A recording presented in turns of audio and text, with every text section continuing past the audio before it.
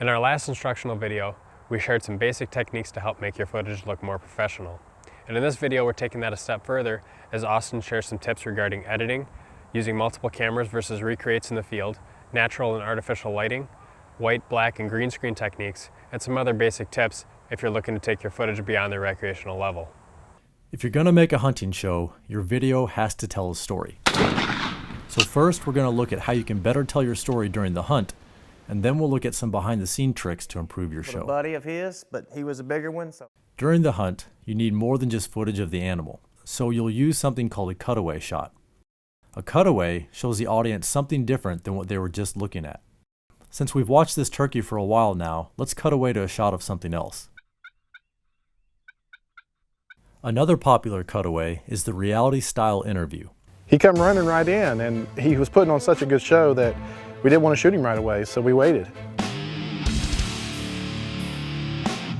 They are easy to film afterwards, and they do cut down on having to get interviews and recreates in the woods. So the big question is, do you want your cutaways to look like the actual footage or more like a Hollywood production? To look real, it's best to film the real thing, but this can be hard because you have to set up multiple cameras and make sure they're all recording during the hunt. If you can't do this, but you still want it to look real, then follow these rules when you film recreates. 1. Put the camera where you'd expect to see a camera during the hunt. 2. Point your camera towards the hunter so your audience can't see the animal they're pretending to look at. 3. Film your recreates as soon as you can after the shot or after the hunter's reaction so the lighting and weather looks the same. Okay, so if you want the Hollywood look, you need high quality shots, and pretty much anything goes. So now it's okay to put your camera in front of the hunter, mix far away and close shots, and use things like slow motion and drones to film your recreates.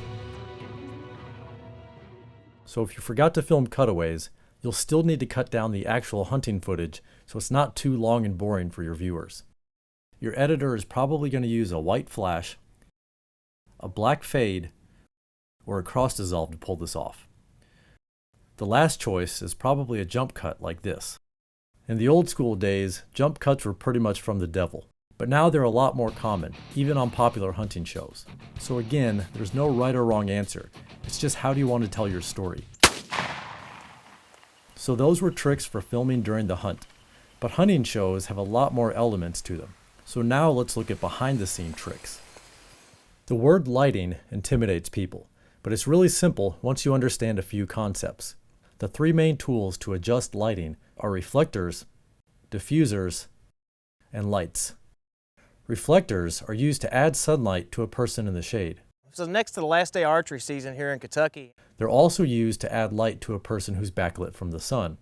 It's a beautiful, bright, sunny day, and Austin's got me out here putting light in my face, and I'd rather be fishing. Diffusers are used to even out direct sunlight, because direct sunlight creates bright and dark spots on a person.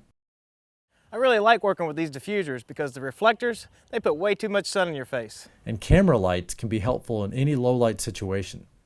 A good camera light is one of the best investments even as a beginner. An actual light kit uses multiple lights and is great for indoor interviews. You can also save money and make one yourself using lights from a hardware store. If you make your own, I suggest using LED lights from the same brand with the same color temperatures. You'll probably want to pick a color between 5000 and 6500 K.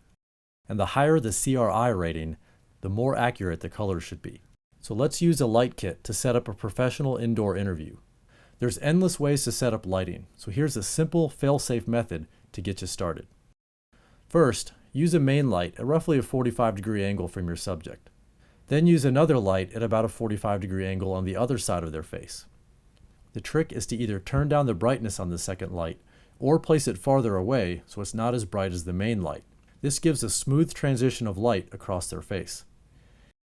And if you're able to put a third light behind them, shining down on the back of their head and their shoulders, this helps separate them from the background. Earlier we talked about how backgrounds can affect your videos. If you don't like the background you have, a black, white, or green screen background can be a good alternative. I was very lucky to harvest this animal. A black background is simple. Put a black cloth behind your subject and make sure they're lit up, but the cloth is not. Your camera should underexpose the background, making it all black. With a white background, The only difference is you need to add light to the background to make it brighter.